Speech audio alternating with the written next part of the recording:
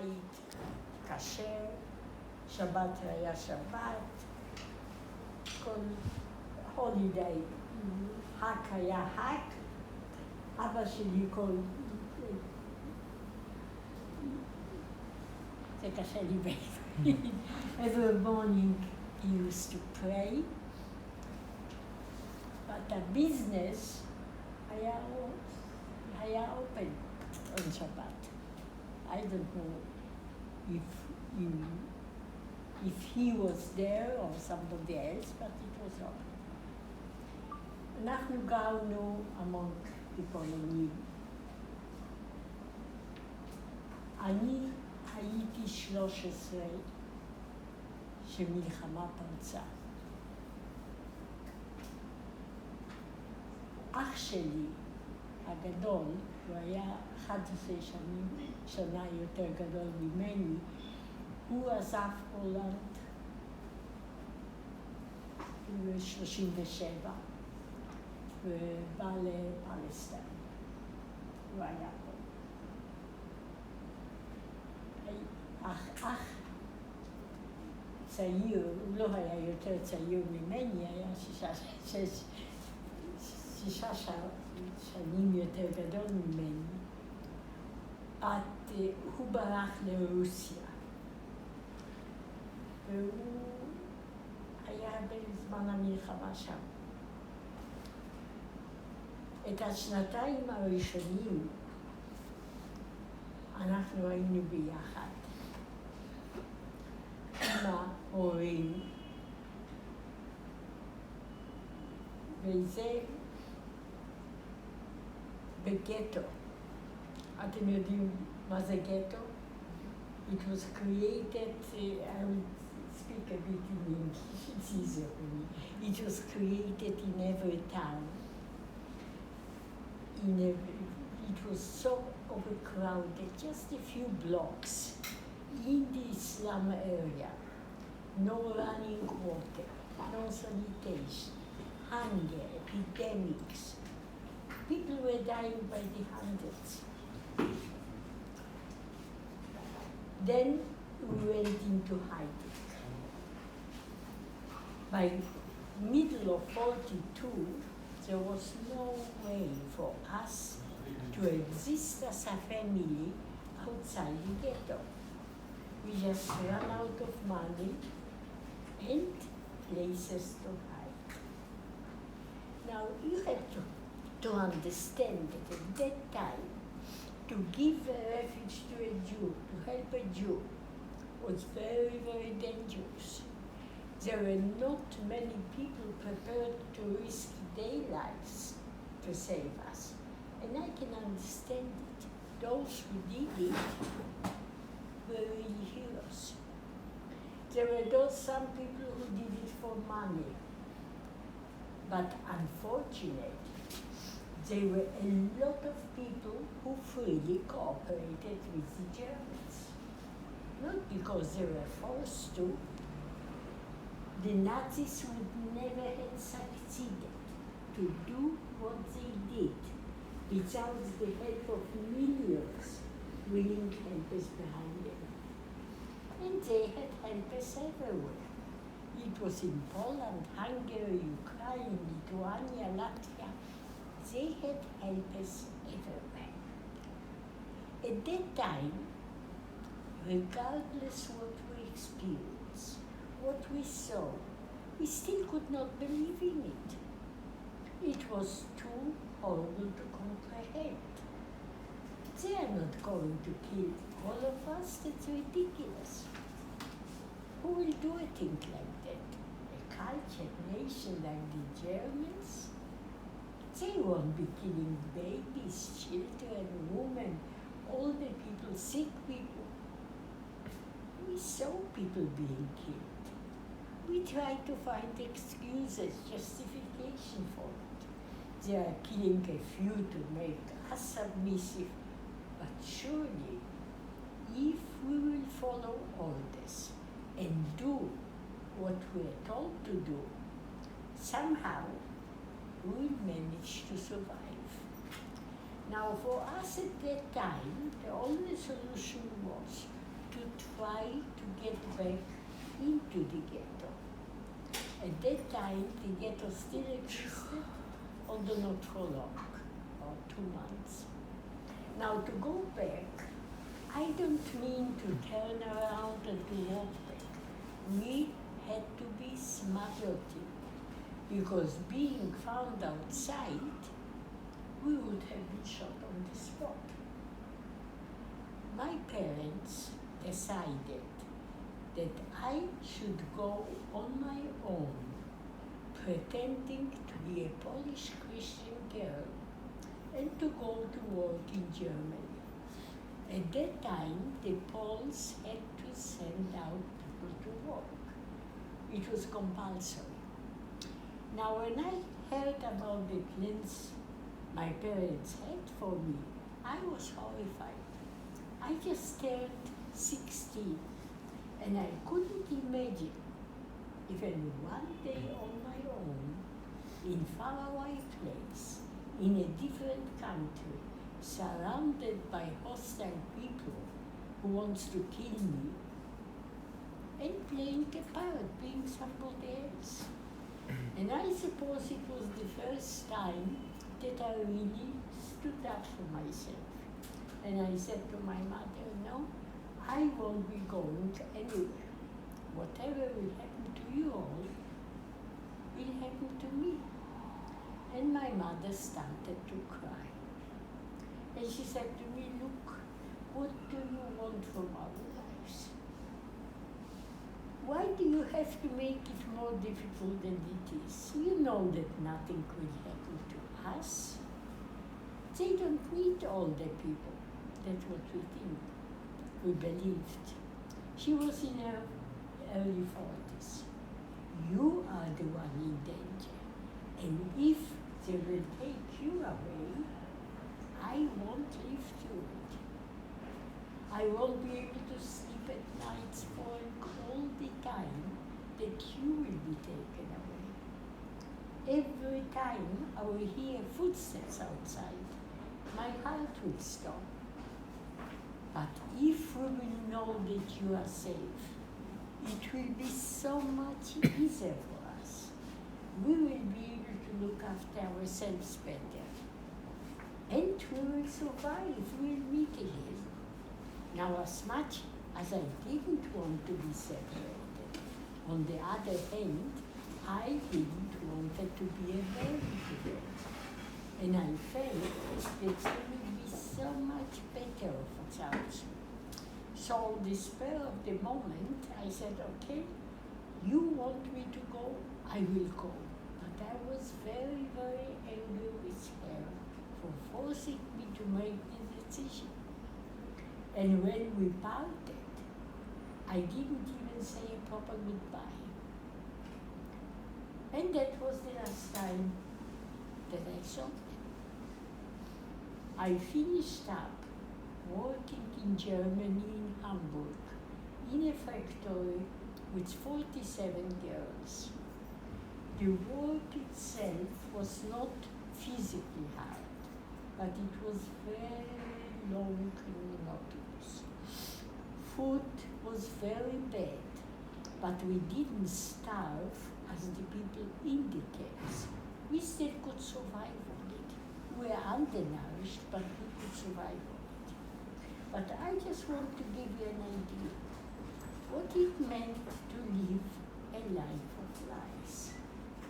You are not supposed to lie, but when your life depends on it, I suppose it was justified.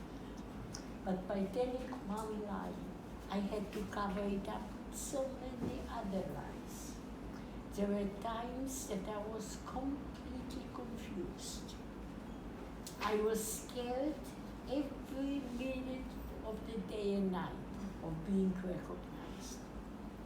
If somebody just glanced at me, my inside used to turn over.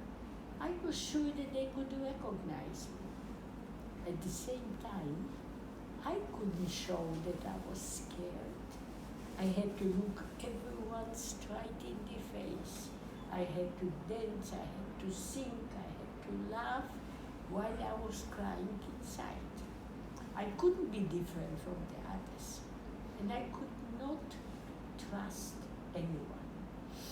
The first couple of months, I got some letters from my father that were smuggled out from the ghetto and sent to me. Then it stopped, and I didn't know what to do, how to get any news.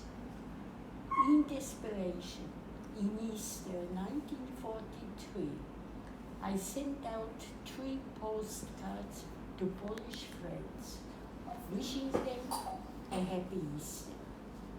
That was all what I had written. And I signed Sabcha, that was the name they used to know me by. On the envelope, I put the name and addresses I had, hoping that if they know anything about anyone from my family, they will get in touch with me. One of the so-called friends went to the Gestapo, there's a secret police, and betrayed me. Why? I really don't know if it was for the belongings that we left with them, or just for the pure satisfaction of having another one of us eliminated. But in the meantime, Hamburg was bombed, was completely destroyed.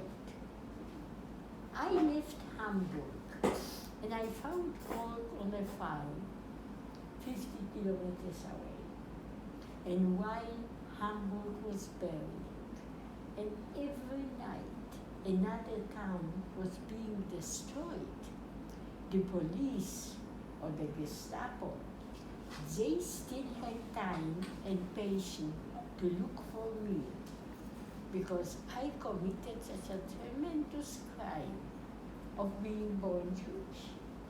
Just imagine, everything was crumbling around us.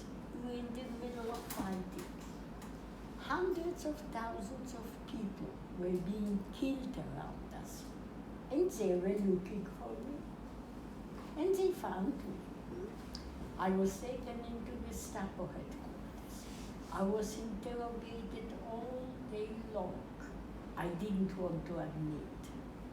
And probably I played my part very well. By the end of the day, they let me go back to work, but my identification papers were confiscated. And I was told that after they check all the details I gave them, I will get my papers back. Now, I knew that I couldn't stay there any longer, because in a week or two, mostly months, they will come back for me. All the names and addresses I gave them, they even didn't exist. So I ran away. Next day, I was apprehended several hundred kilometers away in Gotha. Again taken into Gestapo headquarters, where they kept me, I can't remember if it was 2 or 3 days. All I remember was I was standing all day long next to the Gestapo men, facing the wall with my hands in handcuffs. At night time, I was taken down to the cells. I wasn't physically mistreated, but I wasn't given any food, not even water to drink. I was just purely ignored. Except the first day that I was interrogated, they even didn't bother talking to me. I was like a fixture, like a piece of furniture there. By the end, I just gave up. I couldn't take it anymore, and I wanted to end it. I knew deep down there was no one left from my family. And even if I will manage to get out from there, that I doubted, now where will I go? What will I do? So I turned around and I said to the Gestapo man, I will tell you the truth. I am Jewish and you can shoot me. And at that time, I really wanted him to kill me. he said, no, you are too young, you can still work. I spent a month in a job. Then I was put on a transport, and I was told that I'm going back to my hometown, Majdanek. Majdanek was the second largest extermination camp, and it was built on the outskirts of the town where I was born. On the way in Leipzig, I managed to escape. Now again, how I did it, I really don't know. People say you must have been very clever and very brave, but that's not the truth. I wasn't brave, far from it. I was petrified. I wasn't clever. Having the time to plan, I would never have the courage to do it. I was like an animal. Probably I turned into one. I did everything instinctively on an impulse. As much as I wanted to die at that time, something in me was fighting to stay alive. And I succeeded. I finished up not far from Dresden, where I managed to convince the people that I am who I told them I was. I fabricated a new name, new identity, new story behind it. And I worked there till I was liberated in early spring of 1945 by the Russian army. All the family that I left behind in Poland, they all perished. I don't know even how or where. And it took me 42 years to be able to talk about it. The first time that I tried to share my experiences was in '83 to sculpture, without having to talk. And only in '87, after I wrote my life story, that somehow I became free. And I can share it with you. So I hope it will help you to understand a little bit what really happened. Because I can assure you, regardless what you hear, what you read, what you see, you will never be able to comprehend or to understand it. The reality was so much worse that there are no words to describe it. After being liberated, I made my way back towards Poland, hoping to find anyone. As I said, there was no one left. I wasn't welcome there. It wasn't my home anymore. And it was even dangerous for us to live there at that time. I joined a group of youngsters like me, and our aim was to try to get away as far as possible from all that hell. Illegally, we were crossing borders. From Poland to Czechoslovakia, we were pretending to be Greeks, trying to go back to Greece. We were not allowed to understand any language but Greek. We had our own tongue, we couldn't understand one another, but we just made enough noise. From Czechoslovakia at night time, we crossed the border to Germany, from Germany to Austria, from Austria to Italy. From Italy, on a large fishing boat, we tried to get to Palestine.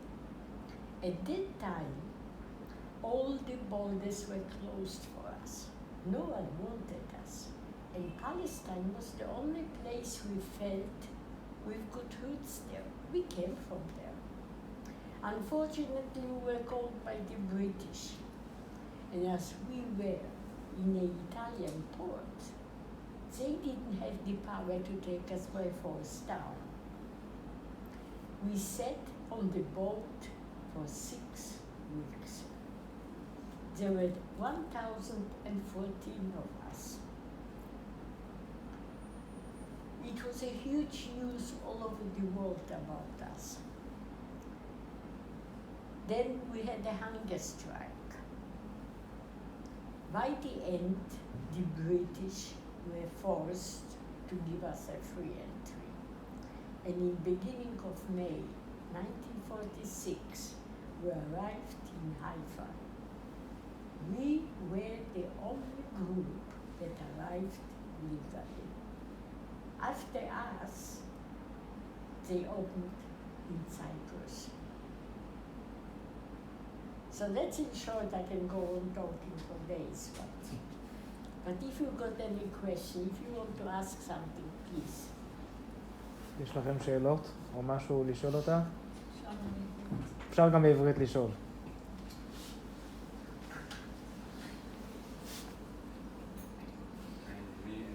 בוא, אחר, המארח. אז אני תודרכתי מזיכרון בסלון.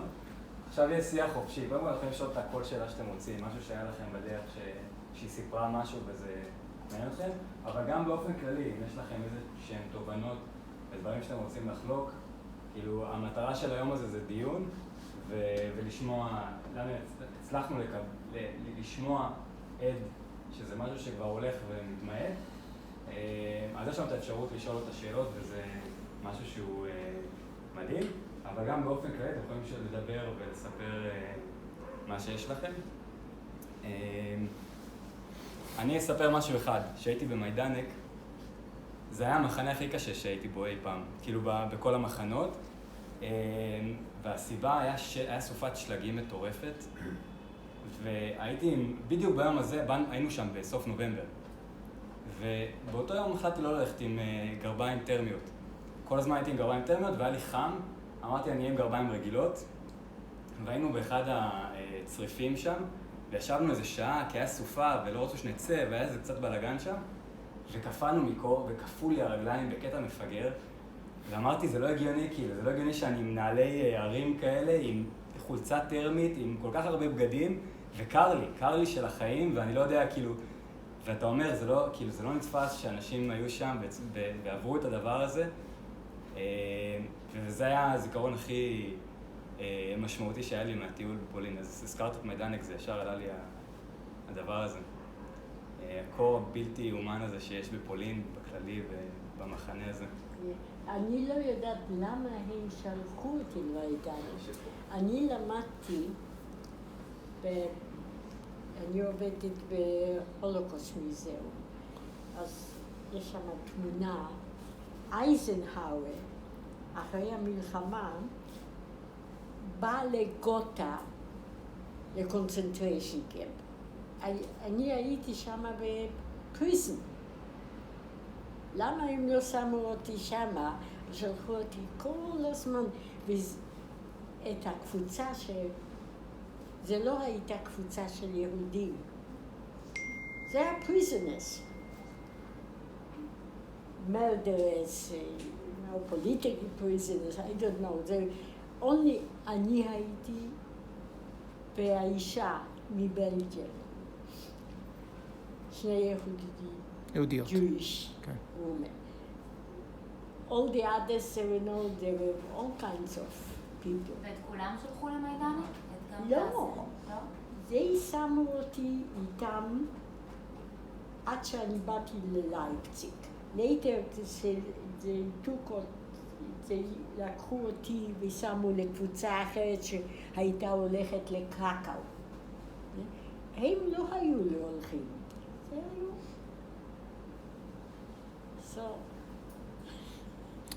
למה הם שלחו אותי למיידנק? למה הפרדתם מהאחים? כאילו למה לא כולם הלכו או לישראל או לרוסיה? למה כאילו לא? למה נפרדתם? למה אח שלך עבר, הגיע לארץ בעצם? מה? אני לא יודעת. גידל, שהגיע לארץ. למה הוא הגיע לארץ? למה? הוא היה ציוניסט, הוא היה ציוני. למה לא הצטרפתם אליו, או למה כאילו אח אחד הלך לרוסיה דווקא? כאילו מה? למה? זה לא כל כך קל לעזוב הכל שאת סודרת. זה לא היו שכולם היו עשירים. ולקחת את המשפחה ולהתחיל from beginning, זה לא כל כך קל. לאן אח שלך הלך ברוסיה? הוא בא לאוסטרליה. לא, ברוסיה לאן הוא הלך? ברוסיה, איפה הוא היה? הוא היה במחנה שם. שם היו... כי היה את בירוביג'אן, שמעת, שהרבה יהודים הלכו לבירוביג'אן. הרבה היו שולחים לסייבריה. היה להם לא קל. hunger, cold, sickness, you know, but הם לא היו הורגים אותם בזה שהם היו יהודים. כל אחד היה סובל. לא היה מספיק אוכל, זה היה קר, but most of them survived. In 41, שגרמני attacked Russia, they let them out from the camps. To be soldiers? Not all of them, not all of them. בעלי היה ברוסיה גם כן. אחרי 41, שהוא יצא, שהוא היה בסייבריה,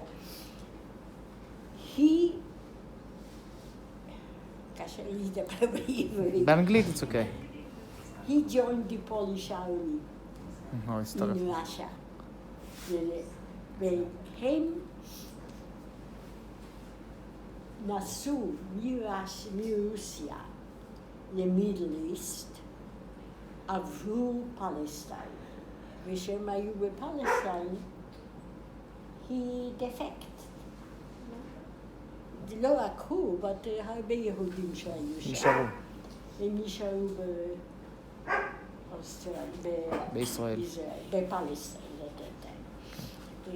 השם שלו, סערוני, זה לא השם שלו, זה השם שהוא לקח, כי הם חיפשו אותם. השם שהוא לקח, שם של אמא שלו היה שטורם. אז שטורם זה סערה. סערה, סטורם. כן, אז הוא לקח את השם של זה. תספרי לנו על האחים שלך, בכללי, כמה אחים הייתם? היינו שני אחים ואחות, היא הייתה נשואה והיה ילד קטן, והיה רק שנה כאשר מלחמה פרצה.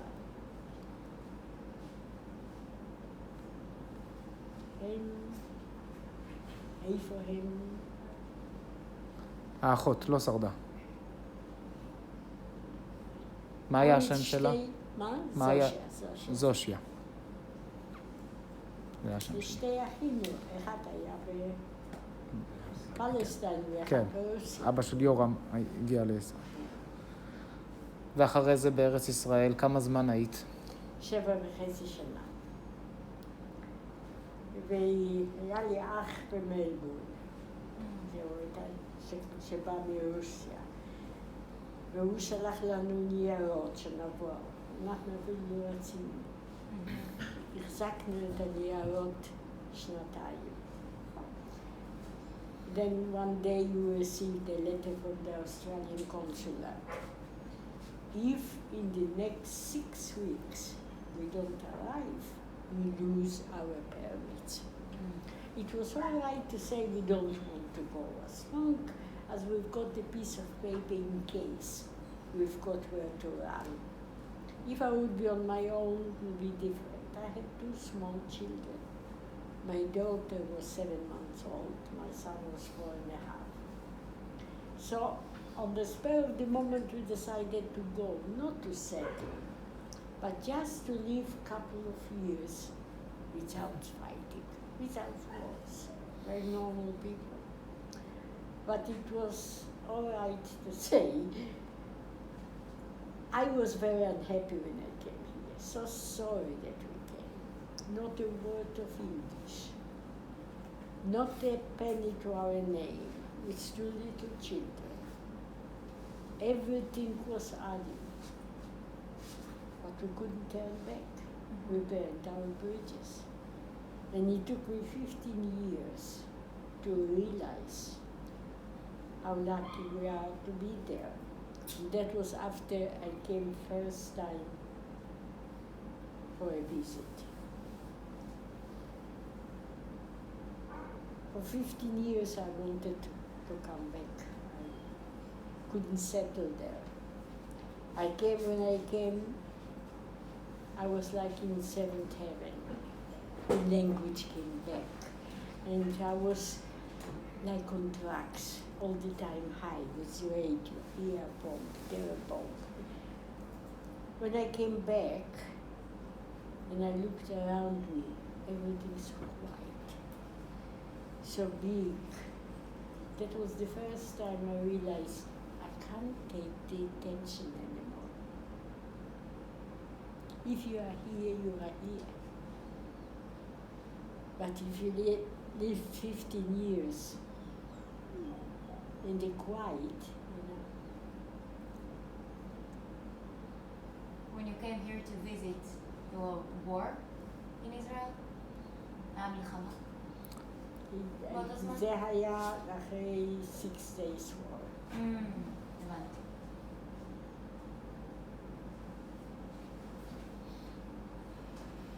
יש לכם עוד שאלות? אני גם הייתי 47. I was in the הגנה. I was sitting in the עמדות in שוק הכרמל.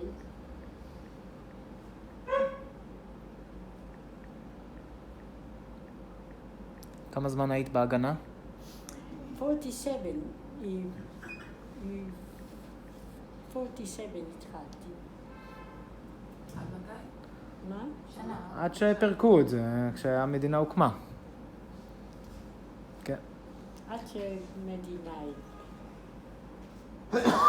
כל מה שאתה עובר, לבוא וגם להגן על המדינה ולהילחם כן. ולקחת את האומץ. כן, זה היה גם כן. אחרי כל מה שעברתם בשואה, ולבוא לכאן ועוד פעם להילחם גם על המדינה. בבקשה? איך הכרת את בעלך? אני אתן לך משהו. יש לי תמונה, יש הרבה תמונות. למה? על זה שאח שלי היה בפלסטין ולא היו את התמונות. If not, I wouldn't have anything. הוא היה אני לא יודעת באיזה תנועה, זה היה זיוניסט גרופ. הוא היה מדריך בפולין.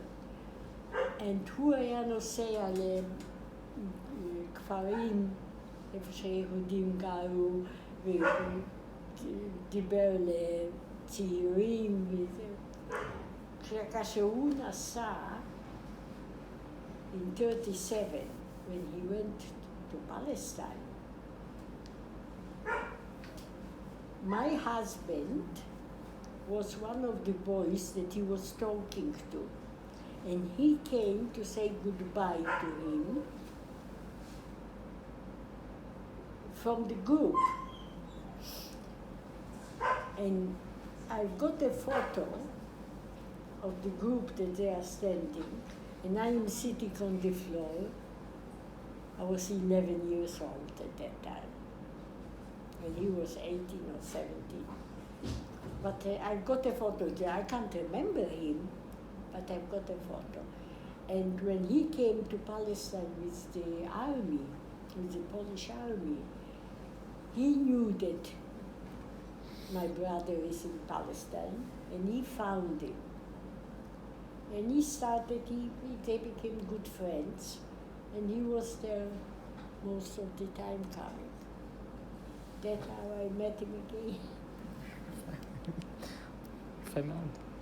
And I got married 4 days before Israel became a state.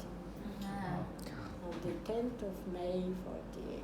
גם לסלבריישן. אז יש לך יום נישואין עוד מעט. יפה מאוד.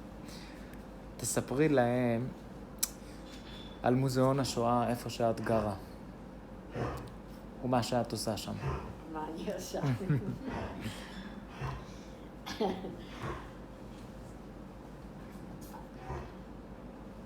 אני...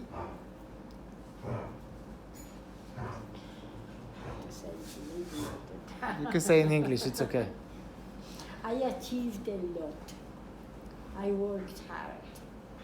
We came there without cash, without money, without anything. We worked on 2 jobs. We wanted to give the children most important education. Thing that we couldn't get.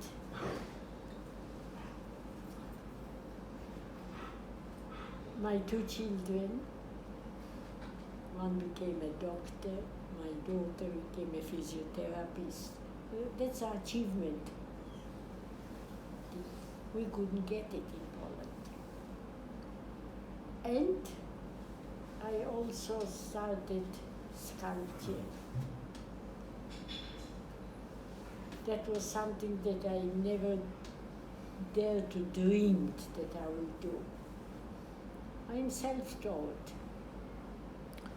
מפסלת. היא עוסקת באמנות השואה. כן, הרבה באמנות השואה.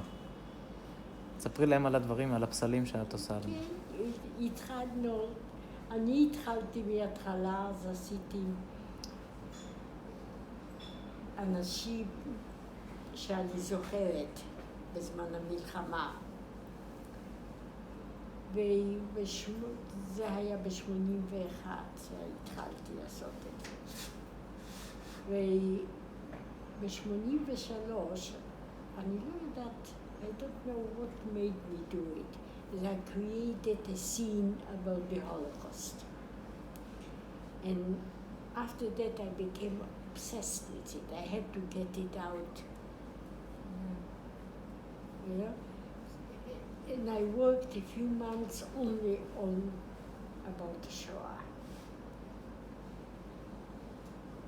And when I stopped, I looked around, I felt a bit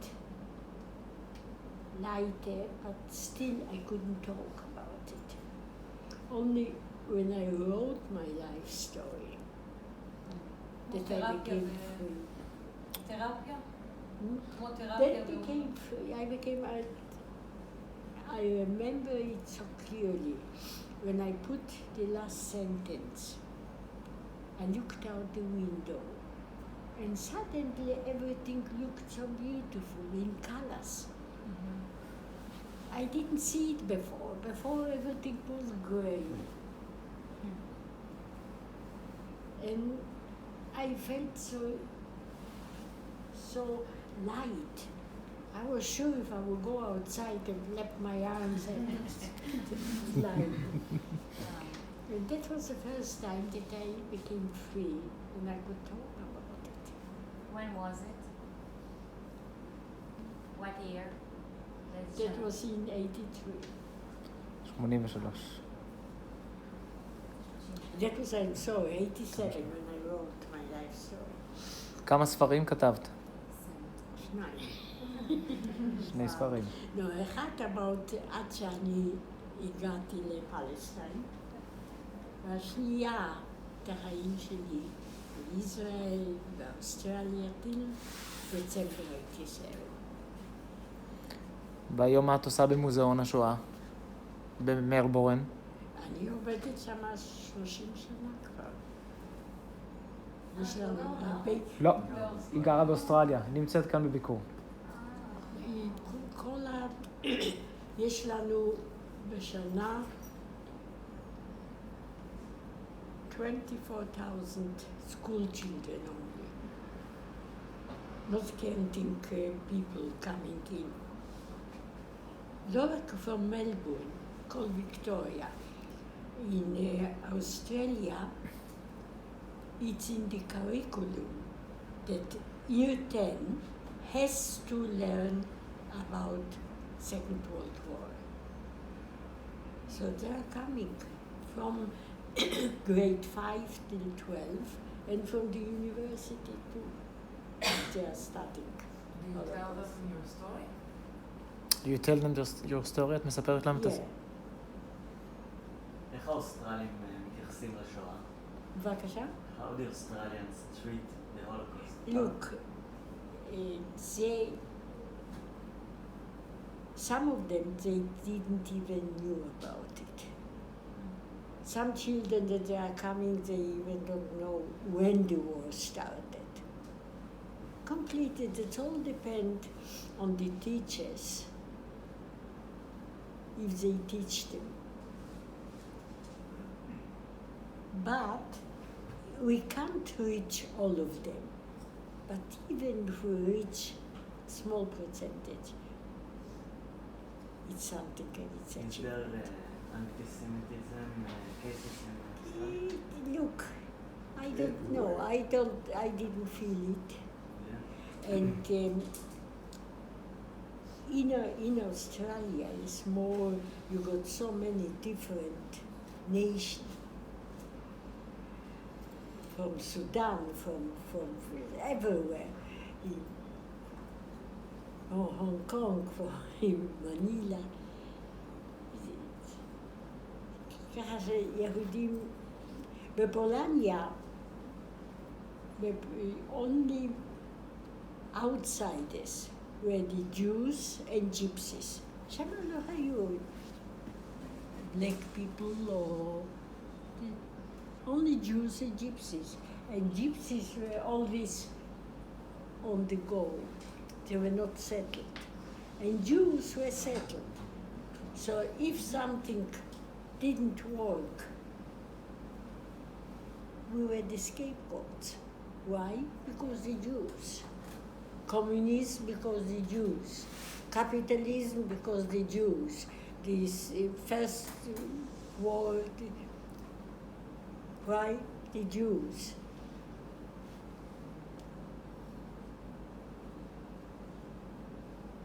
באמת אם כבר את מדברת על זה, מעניין, כאילו איך היה הקשר שלכם, אני לא יודע, אולי פספסתי את זה, עם הפולנים לפני המלחמה, האם היה לכם בכלל קשר בין היהודים לפולנים, או שהיהודים היו באזורים של עצמם? אני לא יכולה להגיד, לא, במה שאת חווית, איך היה... מה שאני לא הייתי הולכת שם בחזרה.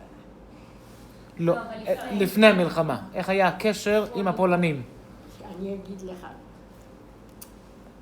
We lived among the Poles, not in the Jewish area. אתם, המשפחה שלכם. כן. אני לא הכיר שאני יהודייה. השם שלי, אני אפילו לא ידעתי שהשם שלי שרה. I wasn't called that. Because to have Jewish name and to live among the Poles is to ask for trouble. You know, they would make fun of you, they would beat you up. So I even didn't know that my name was Sarah. And I didn't feel anything. I heard about pogrom, something, but it was always somebody else, not me. But until 39, when I finished primary school, and I had to go to high school, it was called gymnasium. In Poland, to get into high school, you have to sit for exams. It was hard exams the whole week, every day different subject. I passed all the subjects. I got a certificate they sent me that I passed all the subjects with good marks. I am mature and ready to go to gymnasium, but because of ill health, I wasn't accepted. Now, how sick I was then. מצב בריאותי, לא קיבלו אותה. They even didn't look at me. אנטישמיות. And that was the first time that I felt the antisemitism myself. And I couldn't understand that my parents didn't react. They accepted it as normal, because they didn't expect anymore. אני אמשיך את השאלה שלו. מה היחס שלך לגבי החוק הפולני שלפני שנה הם עשו? זהו, הם עשו חוק שאסור לומר שהפולנים, יש להם חלק בשואה, שם בפולין. מה התגובה שלך לגבי הדבר הזה? אני לא רוצה אפילו לחשוב על זה. כן. אמרת בתחילת השיחה שהרבה מזה היה חייב להיות קשר של הרבה אנשים שעזרו והיו חלק מזה. וזה לא רק גרמנים שהיו... זה היה פולנים, ליטאים, אוקראינים. פולנים היו תמיד. היו אנשים שעזרו. לא הרבה, אבל עזרו. אבל שוקינג. אין לי שום דבר לאנשים שלא עזרו, אבל לאנשים שחיפשו את יהודים. You know, they were standing when I was going to Germany to work. We were going, you know, girls, and from sides, the Polish police was standing, looking everyone straight in the face. If somebody just blinked or looked away or something out. And they started to ask questions. הייתה בחורה אחת, שהיא רצתה כל הזמן להיות next to me. אני פחדתי להיות על ידה, על זה שהיא הייתה לובשת יותר, you know, היה לה shoes, nice high shoes and jewelry. yes, you could see that she didn't belong there. No, because who הלך לעבוד לגרמany? Mostly from the little towns, the farms. You know, if somebody had to send out, that has to send out, he paid somebody else to go in his name. Yes.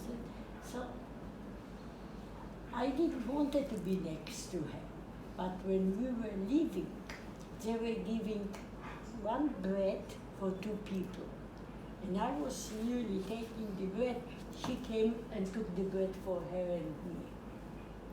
So she was going next to me and I was at the end and she was next to me. They took her away. The last I saw of her, she was kneeling. They told her to kneel and say a prayer. I even didn't know any prayers if they would ask me. I wasn't prepared. So what did you do? I went in, when they were going to the church in Hamburg. I used to go with them, kneel, and looking at the other. What she was doing, I was doing the same.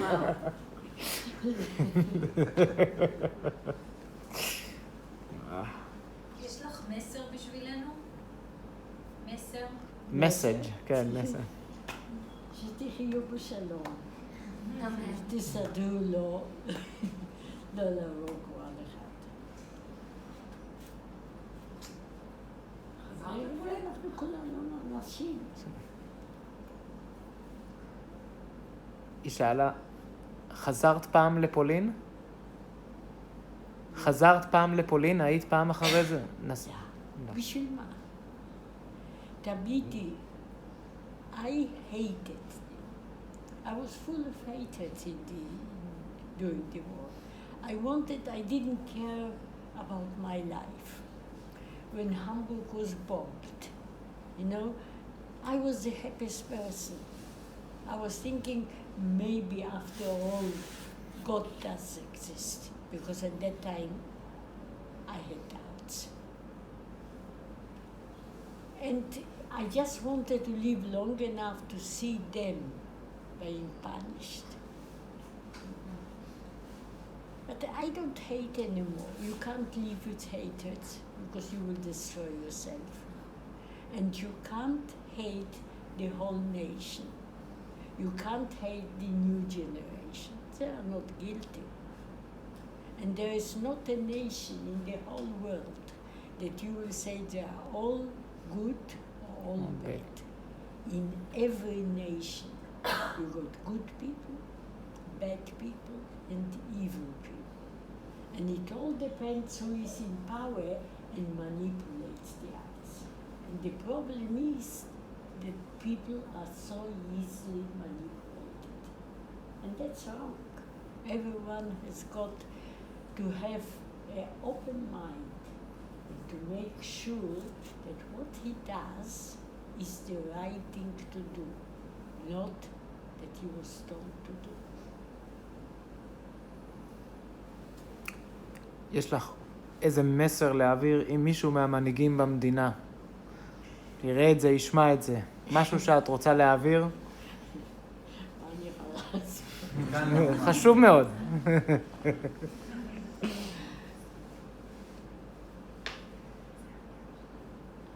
I'm proud to be Jewish now. There was a time that I was hiding my identity. I don't hide it, I'm proud of it. And without Israel, we would be in the same position as we were before the settlement.